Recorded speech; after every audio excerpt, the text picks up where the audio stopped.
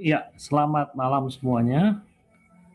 Selamat berjumpa kembali di dalam acara Gue Jawab. Ya, di dalam presentasi malam ini saya akan membahas bagian yang kedua dari rangkaian seri 7 dosa maut atau Seven Deadly Sins. Nah, sekarang saya akan membahas bagian yang kedua, yakni apa yang disebut dengan dosa kemarahan. Secara secara ikonik, kalau digambarkan dengan figur, kemarahan itu digambarkan seperti seorang wanita yang memakai baju yang berwarna merah menyala. Nah, itu gambaran yang biasa kita temui di dalam lukisan-lukisan yang menggambarkan Seven Deadly Sins. Jadi itu bukan sekedar lukisan tanpa arti, tetapi itu lukisan yang sudah baku lah. Jadi gambaran tentang kemarahan itu digambarkan seperti seorang wanita yang memakai baju merah. Nah, sekarang kita akan membahas lebih jauh lagi mengenai kemarahan ini. Ya, marah adalah salah satu dari 6 ekspresi dasar manusia. Selain marah, ada ekspresi emosi atau ekspresi dasar manusia yang lainnya, yakni cinta, sukacita, terkejut, sedih, dan takut. Jadi marah adalah salah satu dari 6 itu. Yang 6 ini adalah cinta, sukacita, terkejut, sedih, takut, dan marah. Itu yang dikatakan oleh seorang pakar yang bernama Profesor Gerald Parrott. Nah, karena semua makhluk itu dicipta oleh Tuhan, maka kita sebagai makhluk yang memiliki emosi, bagi kita manusia, marah itu adalah sesuatu yang sangat manusiawi. Jadi kalau Anda tidak bisa marah itu patut dipertanyakan apakah Anda itu manusia normal atau bukan.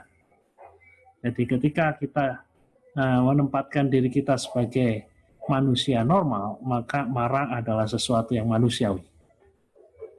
Meskipun marah itu manusiawi, namun kita tidak boleh membiarkan kemarahan itu keluar tanpa kendali. Nah, kemarahan yang tanpa kendali inilah yang kerap menjadi penyebab munculnya dosa-dosa lain yang lebih mengerikan, semacam pembunuhan dan lainnya. Nah, karena sifatnya yang demikian, jangan heran bila bapak-bapak gereja di masa lalu mengkategorikan kemarahan ini sebagai salah satu dari ketujuh dosa maut. Kita sudah membahas minggu yang lalu, disebut sebagai dosa maut oleh karena dosa ini menjadi akar atau menjadi penyebab dari dosa-dosa lain yang dampaknya lebih destruktif.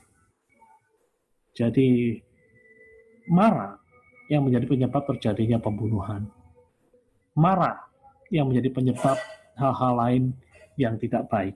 Makanya marah ini diklasifikasikan sebagai salah satu dari 7 dosa maut.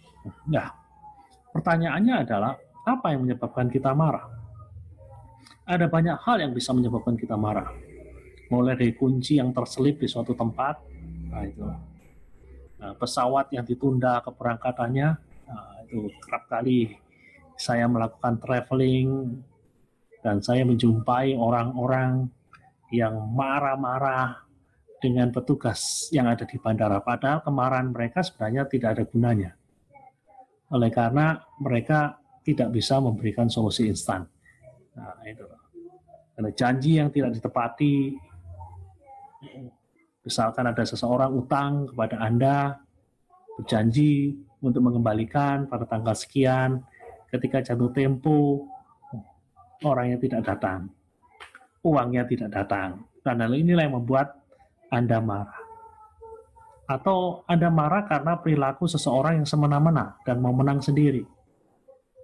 Di dalam sebuah antrian, tiba-tiba ada orang yang menyerobot. Dia tidak mau antri. Dan itu yang membuat Anda kemudian jadi marah pada orang tersebut. Jadi ada banyak hal yang bisa menyebabkan kita marah. Nah, lalu sekarang ada hal yang lain lagi yang perlu untuk kita ketahui. Manifestasi kemarahan. Jadi bentuk-bentuk dari kemarahan itu apa sih?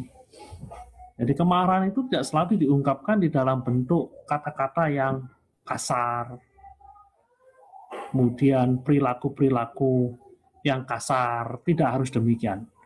Menurut Dr. Robert Nee, ada beberapa manifestasi kemarahan. Yang pertama adalah yang disebut dengan manifestasi pasif agresif. Nah, di sini kemarahan diungkapkan dengan cara menahan pujian, menahan perhatian, atau menahan kepedulian. Katanya orang Jawa gak ngereken gitu. Nah itu dah. Mungkin dengan sengaja melupakan atau tidak memenuhi komitmen. Nah itu yang disebut dengan pasif agresif. Jadi sebenarnya orang tersebut layak untuk mendapat pujian. Sebenarnya orang tersebut layak mendapat perhatian dari kita. Namun oleh karena kita jengkel, oleh karena kita marah, kita mengabaikan orang tersebut. Mungkin kita punya komitmen pada orang tersebut. Namun oleh karena kita jengkel pada orang tersebut, ya kita tidak memenuhi komitmen tersebut. Ini yang disebut dengan manifestasi kemarahan yang sifatnya pasif agresif. Nah, kemudian manifestasi yang kedua dari kemarahan adalah apa yang disebut dengan sarkasme. Nah, sarkasme di sini adalah melontarkan banyolan atau sindiran yang melukai hati orang lain. Jadi kerap kali kita nyindir gitu. Nah, sarkasme. Jadi kita jengkel sekali melihat orang itu begitu bebalnya, kemudian Anda menyindir dengan kata-kata seperti ini. Waduh, pinternya. Nah, itu adalah sesuatu yang sifatnya sarkastik. Nah, dan manifestasi kemarahan yang sarkastik ini biasanya punya potensi untuk melukai hati orang lain dengan dalam. Dan kemudian manifestasi yang lain dari sarkasme adalah membuka aib atau mempermalukan seseorang di depan umum. Nah, itu karena kita jengkel dengan orang tersebut, lalu kemudian kita buka aibnya, kita buka rahasianya, sehingga dia merasa malu di hadapan publik. Nah, kemudian manifestasi yang ketiga dari kemarahan adalah kemarahan yang dingin. Jadi menjauhkan diri dari orang lain selama beberapa waktu. Itu menjaga jarak. Jadi ketika orang lain mengetuk pintu rumah Anda sembunyi. Anda tidak mau menemui orang tersebut. Anda mengatakan kepada anak Anda, Mama, Papa tidak ada di rumah. Oleh karena apa? Oleh karena Anda jengkel pada orang tersebut. Nah, ini yang disebut dengan manifestasi kemarahan dingin. Dan kemudian bentuk yang lebih tinggi lagi adalah permusuhan. Nah, ini manifestasi yang keempat dari kemarahan. Permusuhan menunjukkan suatu gejolak perasaan. Contohnya dengan meninggikan suara, menunjukkan tanda-tanda kekesalan dan frustasi terhadap orang-orang yang gagal memenuhi ekspektasi. Misalkan Anda punya seorang bawahan yang lamban dalam bekerja, kurang kompeten, kinerjanya rendah, Anda jengkel dan kemudian Anda mengungkapkan kemarahan itu dengan cara meninggikan suara atau menunjukkan tanda-tanda kekesalan. Nah, itu. Nah, kemudian yang berikutnya, dari manifestasi kemarahan menurut Dr. Robert Nee adalah agresif. Jadi di sini suara meninggi itu disertai dengan kata-kata yang destruktif, kata-kata yang lebih cenderung merusak seperti kata-kata hinaan, sumpah serapah, kebun binatang, kadang-kadang kutukan-kutukan, dan bahkan kadang-kadang juga disertai dengan aktivitas fisik seperti membanting barang, mendorong, bahkan memukul orang. Nah, ini. Nah, jadi ada berbagai macam loh manifestasi kemarahan itu menurut Dr. Robert Nee. Nah, sekarang kita akan melihat apa kata Alkitab mengenai kemarahan. Nah, kita akan membaca di dalam Efesus pasal 4 ayat 26 dan 27. Di sini dikatakan, apabila kamu menjadi marah, janganlah kamu berbuat dosa. Janganlah matahari terbenam sebelum padam amarahmu. Ayat 27, dan janganlah beri kesempatan kepada iblis. Nah, ada beberapa prinsip yang bisa kita tarik terkait dengan kemarahan yang bisa kita dapatkan dari Efesus pasal 4 ayat 26 dan 27 ini. Yang pertama, boleh-boleh saja Anda marah, namun jangan sampai Anda jatuh ke dalam dosa. Jadi boleh-boleh saja Anda marah, namun jangan sampai Anda jatuh ke dalam dosa. Seperti yang telah dijelaskan di atas, marah adalah bagian yang integral dari kehidupan manusia. Sebagai makhluk yang beremosi, wajar bagi saya, bagi Anda, untuk marah. Jadi wajar juga bila firman Allah tidak melarang seseorang untuk melampiaskan kemarahannya secara wajar. Nah, perhatikan kalimat, apabila kamu menjadi marah.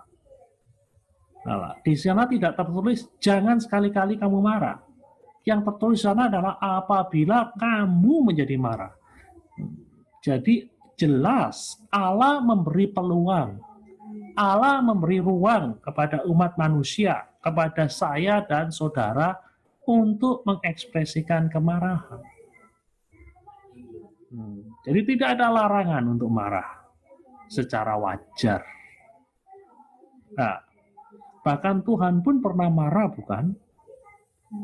Di masa perjanjian lama kita membaca bagaimana Tuhan menghakimi umatnya sebagai ekspresi dari kejengkelannya, dari kemarahannya terhadap kebebalan umatnya. Nah, ini yang bisa kita lihat. Yesus sebagai inkarnasi dari Allah sendiri pun pernah marah. Marah dengan orang-orang Israel yang tidak menghormati kesucian bait Allah. Sehingga dia mengusir orang-orang yang sedang berjualan, orang-orang yang sedang menggunakan bait Allah dengan cara yang tidak pantas, diusir. Itu adalah ekspresi kemarahan Yesus, sebagaimana tercatat di dalam kitab-kitab Injil. Jadi, bahkan ada seorang penulis yang mengatakan bahwa kemarahan sebenarnya adalah sebuah anugerah. Mengapa demikian? Karena tanpa adanya kemarahan, kesewenang-wenangan dan ketidakadilan, serta dosa itu bisa hidup dengan tentram dan nyaman. Jadi sekali lagi penulis ini mengatakan kemarahan adalah suatu anugerah. Tanpa adanya kemarahan, kesewenang-wenangan dan ketidakadilan dan dosa itu bisa hidup dengan tentram dan nyaman. Nah, saya ajak saudara-saudara sekalian ke Amerika untuk melihat sedikit sejarah yang ada di sana. Ya, ada seorang yang begitu marah dengan dosa ketidakadilan, diskriminasi ras yang terjadi di Amerika. Namanya adalah Martin Luther King Jr. Dia adalah seorang hamba Tuhan. Dan pada saat yang sama, seorang yang vokal, seorang yang berani mengekspresikan kemarahannya. Kemarahannya pada apa? Kemarahannya pada diskriminasi ras. Dan itulah yang kemudian merubah wajah sejarah Amerika. Jadi, perjuangan Martin Luther King Jr. itu membuahkan hasil yang berarti, hasil yang signifikan. Perlakuan orang-orang kulit putih terhadap orang-orang kulit hitam pun berubah semenjak adanya perjuangan tersebut. Sekali lagi, perjuangan ini didasari oleh kemarahan. Kemarahan pada sesuatu yang tidak benar di dalam tatanan kemasyarakatan. Jadi jangan heran kalau penulis tersebut mengatakan marah adalah anugerah. Marah adalah karunia. Dengan adanya kemarahan ini, sesuatu yang tidak baik menjadi baik. Sesuatu yang harus digugat, digugat. Dan pada akhirnya terjadi perubahan di dalam tatanan kemasyarakatan. Nah, contoh yang lain lagi adalah Nelson Mandela. Nelson Mandela yang marah juga karena apa? Yang marah karena adanya dosa yang kurang lebih sama dengan yang ada di Amerika, hanya di sini lebih agresif dan lebih radikal. Dan Nelson Mandela mengungkapkan kemarahannya terhadap sistem yang tidak adil tersebut. Dan karena kemarahan terhadap sistem tersebut, terhadap dosa tersebut, maka pada akhirnya kita bisa melihat adanya perubahan di dalam tatanan kehidupan di Afrika Selatan. Jadi sekali lagi, kemarahan kadang-kadang bisa menjadi suatu anugerah di dalam kehidupan kita. Seorang anak pada waktu dimarahi oleh orang tuanya, oleh karena tidak belajar dengan sungguh-sungguh, pada mulanya mungkin merasa sakit hati, merasa jengkel, merasa tidak puas. Tapi 10 tahun kemudian, mungkin dia bisa mengucap syukur atas apa yang sudah terjadi 10 tahun yang lalu ketika dia dimarahi oleh orang tuanya. Karena kemarahan itulah yang membuat dia sukses. Kemarahan itulah yang kemudian membuat dia lebih serius dalam belajar. Jadi sekali lagi, kita tidak boleh memandang kemarahan itu melulu negatif. Oke, mari kita lanjutkan. Apa kata Alkitab mengenai kemarahan? Boleh saja Anda marah, namun jangan sampai dipendam terlalu lama di dalam hati. Jadi dikatakan, marah adalah suatu ekspresi yang wajar dari kehidupan kita sebagai manusia. Tetapi kemarahan itu tidak boleh dipendam sedemikian rupa, disimpan terlalu lama di dalam hati. Perhatikan perkataan firman Allah. Janganlah matahari terbenam sebelum padam amarahmu. Janganlah matahari terbenam sebelum padam amarahmu. Di sini kita berjumpa suatu prinsip yang telah saya garis bawahi di atas.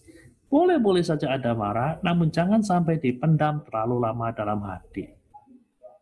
Jadi Alkitab mengatakan, matahari terbenam. Sebelum matahari terbenam, padamkan amarahmu. Nah, dengan kata lain, jangan simpan amarah di dalam hati terlalu lama. Kemarahan yang disimpan itu seperti nikotin yang dibiarkan bertumpuk di dalam paru-paru si perokok. Nah, suatu saat akan meledak menjadi kanker paru-paru yang mematikan. Jadi, kemarahan tidak boleh disimpan. Kemarahan yang disimpan akan meracuni tubuh kita dengan berbagai macam penyakit fisik dan psikis. Psikis itu maksudnya penyakit kejiwaan.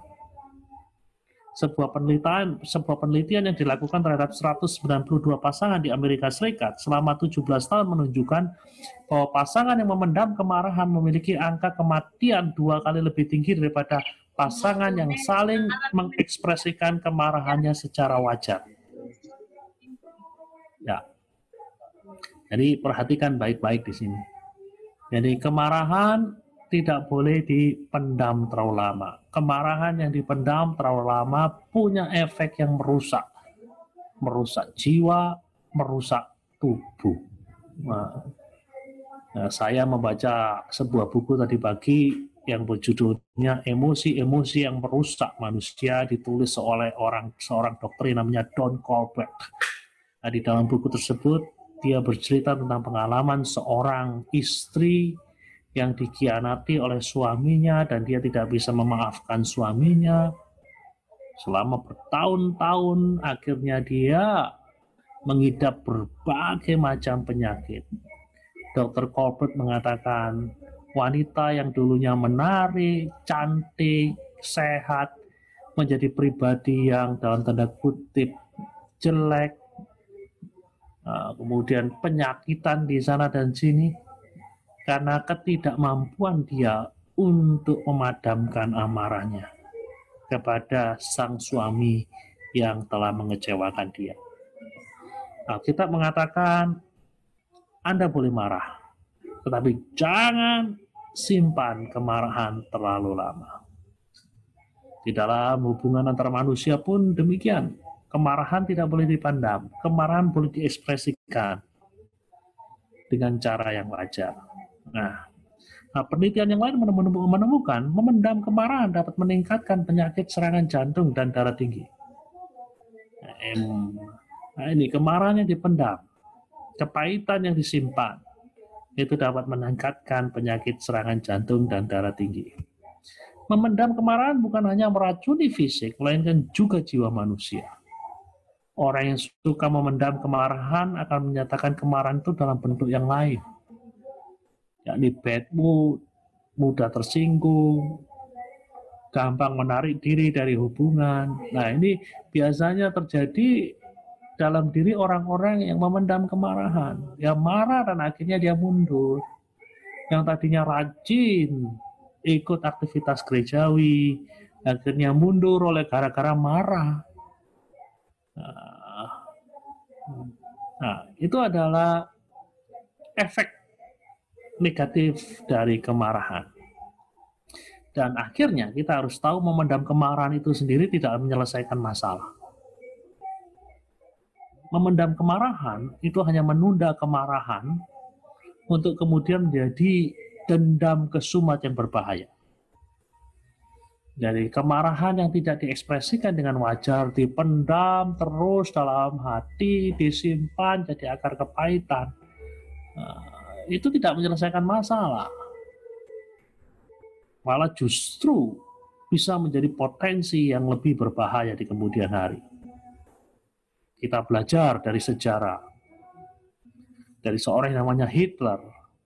Hitler memiliki akar kepahitan kepada orang-orang Yahudi yang dipendamnya semenjak dia masih muda. Dan itu yang kemudian diekspresikan ketika dia menjadi penguasa. Dengan cara bagaimana? Dengan cara mengirim orang-orang Yahudi ke kamp-kamp konsentrasi pada masa Perang Dunia Kedua, sehingga jutaan orang Yahudi itu tewas. Sesuatu yang sangat mengerikan. Ini yang disebut dengan istilah Holocaust.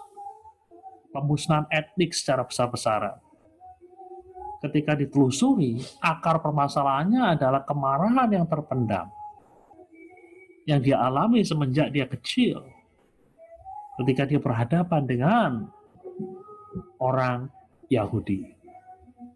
Jadi kita harus hati-hati. Jadi kemarahan yang terpendam itu tidak boleh. Kemudian yang ketiga, boleh-boleh saja Anda marah, namun salurkan kemarahan tersebut untuk hal-hal yang membangun. Jadi sekali lagi, boleh-boleh saja Anda marah, namun salurkan kemarahan tersebut untuk hal-hal yang membangun. Ketika Anda jengkel atau ketika Anda marah, ada energi besar di dalam diri Anda yang perlu untuk disalurkan. Nah, tidak di sini masalahnya. Kemana kita harus menyalurkannya? Apakah kita harus menyalurkannya secara destruktif atau merusak? Atau justru kebalikannya, kita menyalurkan kemarahan kita dengan cara yang konstruktif atau membangun. Nah, ini hal yang penting sekali. Firman Allah berkata, apabila kamu menjadi marah, janganlah beri kesempatan kepada iblis. Apabila kamu menjadi marah, janganlah kamu memberi kesempatan kepada iblis. Jelas sekali di sini kita tidak boleh membiarkan iblis memanfaatkan kemarahan kita untuk melakukan hal-hal yang destruktif atau merusak. Ngomong-ngomong, nama dari roh jahat yang keluar dari jurang maut, sebagaimana tertulis di dalam Wahyu pasal 9 ayat 11 adalah Abaddon atau Apollyon. Abaddon itu dalam bahasa Ibrani, Apollyon itu di dalam bahasa Yunani. Artinya apa? Perusak. Jadi perusak. Jadi jangan beri kesempatan kepada iblis. Sehingga ketika Anda menyalurkan kemarahan Anda menjadi sesuatu yang destruktif. Sesuatu yang merusak, seperti nama daripada iblis itu sendiri, sang perusak. Makanya jangan seperti ini kalau marah. Ya, kemarahan yang seperti ini adalah kemarahan yang destruktif. Nah, jangan juga seperti ini. Kemarahan-kemarahan yang tidak terkontrol sedemikian rupa. Kemarahan-kemarahan yang tidak terkontrol, kadang-kadang kata-kata yang dikeluarkan begitu pedas, begitu sakit, begitu menusuk, begitu menyinggung, sehingga itu membekas dan sulit untuk dilupakan. Kemarahan yang seperti ini itu seperti paku. Paku yang ditancapkan bukan di atas kayu atau di atas tembok, tetapi di atas hati manusia. Nah, paku-paku tersebut bisa dicabut. tapi bekasnya masih ada. Bekasnya masih ada. Kalau paku-paku bekas kayu istilahnya bisa ditumpuk lubangnya, bisa ditutup lubangnya dengan dempul, kemudian dicat lagi. Lubang-lubang yang ada di tembok bisa ditutup lagi dengan semen atau dempul. Tetapi lubang-lubang di dalam hati manusia yang muncul atau yang timbul oleh karena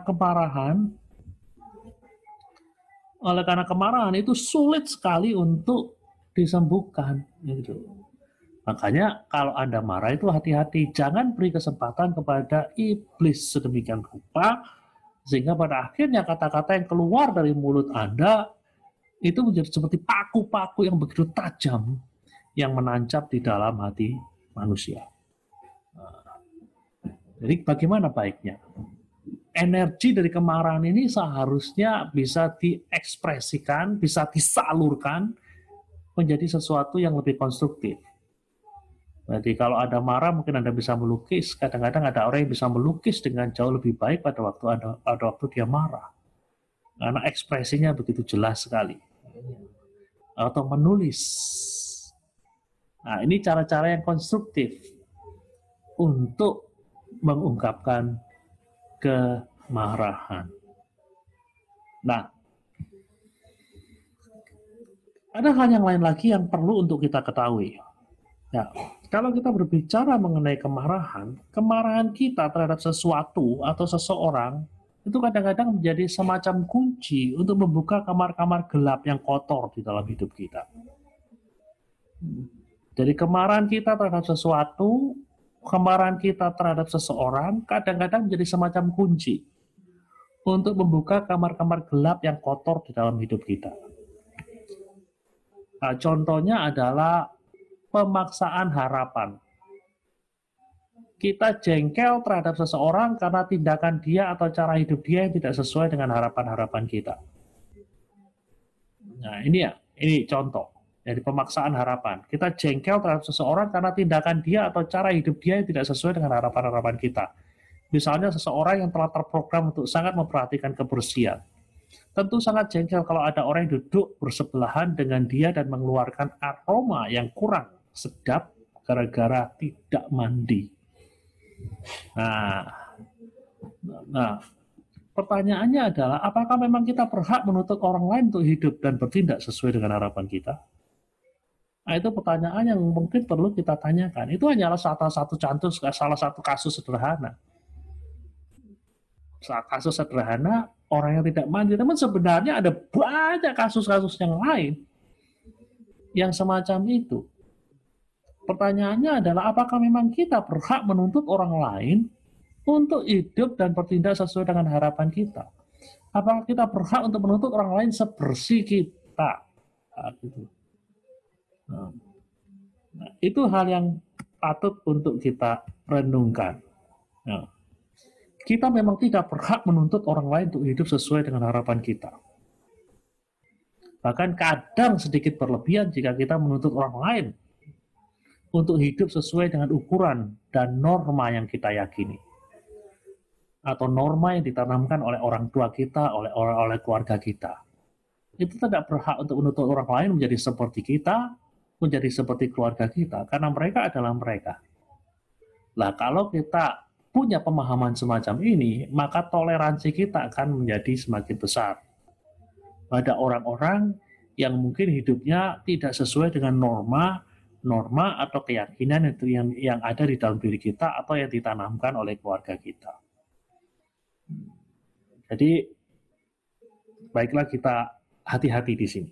Kemudian yang sekali lagi itu, kemarahan itu menjadi penyingkap sesuatu. Yang pertama tadi saya berbicara mengenai sesuatu itu adalah pengharapan yang tidak realistis. Nah, itu. Jadi kemarahan tersebut menjadi penyingkap bahwa ada sesuatu di dalam diri saya yang sebenarnya tidak realistis. Ada sesuatu yang dalam diri saya yang perlu untuk dirubah ketimbang menuntut orang lain untuk berubah. Nah, kemudian hal yang kedua, kemarahan juga menjadi penyingkap Apa yang saya sebut dengan istilah di dalam bahasa Inggris denial atau penyangkalan diri. Kemungkinan lain bisa jadi kita jengkel pada seseorang karena kata-kata atau tindakannya menunjukkan pada sesuatu di dalam diri kita yang tidak ingin kita lihat. Jadi kita marah pada orang lain, marah karena kata-katanya, marah karena tindakannya, oleh karena kata-kata dan tindakan itu menunjuk sesuatu di dalam diri kita yang kita sendiri tidak ingin melihatnya. Itu. Jadi ada sesuatu di dalam diri kita yang kita sendiri tidak ingin melihatnya. Dan sesuatu itu ada, gitu. Nah, jadi ketika sesuatu itu diusik, entah melalui kata-kata atau melalui perilaku, kita jadi marah, kita jadi jengkel. Istilah psikologi yang biasa digunakan untuk menjelaskan fenomena ini adalah penyangkalan diri atau denial. Jadi istilahnya begini, lah saya saja tidak mau melihat dan berusaha menutup borok yang bau dan menjijikan ini, kok dia berani-beraninya membeberkan secara telak-telak di depan saya. Pasti reaksi saya ya marah. Nah, gitu loh. Wong saya aja nggak mau melihat sesuatu yang menjadi keburukan di dalam diri saya, kok berani-beraninya dia membeberkan secara telak di depan saya, ya pasti saya marah. Jadi bapak-bapak, ibu-ibu, saudara-saudara, kalau kebetulan Anda marah karena kata-kata orang, Anda marah karena perilaku orang, mungkin yang perlu kita lakukan sekarang adalah evaluasi diri. Evaluasi diri karena itu berkaitan dengan katakanlah kamar gelap di dalam diri kita, yang kita sendiri sebenarnya enggan untuk melihatnya, enggan untuk membukanya. Nah, dan ketika kita sadar akan hal tersebut, kita bisa menjadi lebih bijaksana. Jadi saya lanjutkan, jika dia menunjukkan borok dalam tanda kutip, dan borok itu memang benar-benar adalah borok yang sampai kita sendiri tidak ingin melihatnya, ya logikanya ya borok itu perlu disembuhkan sebelum menggerogoti jiwa kita lebih jauh. Nah, ini loh. Jadi kalau ada orang mengkritik Anda dengan sesuatu dan Anda marah, mungkin sesuatu itu ada di dalam diri Anda. Dan sesuatu itu harus diselesaikan. Sesuatu yang negatif itu harus dituntaskan. Nah, jadi ketika Anda marah, ketika seseorang berkata-kata mengenai diri Anda, nah, ada baiknya kita introspeksi diri. Kita melihat diri kita ke dalam. Bukan selalu menyalahkan yang ada di luar sana. Nah, ini yang penting untuk kita sadari. Ada orang-orang yang marah merasa dirinya dikucilkan. Nah, kemudian mereka mulai melakukan hipotesa, menduga-duga, wah ini pasti perbuatan ini. Kemudian jengkel, dia marah. Ya padahal apa yang terjadi itu bisa saja berbicara mengenai diri daripada orang itu sendiri, yang orang itu sendiri tidak mau melihatnya.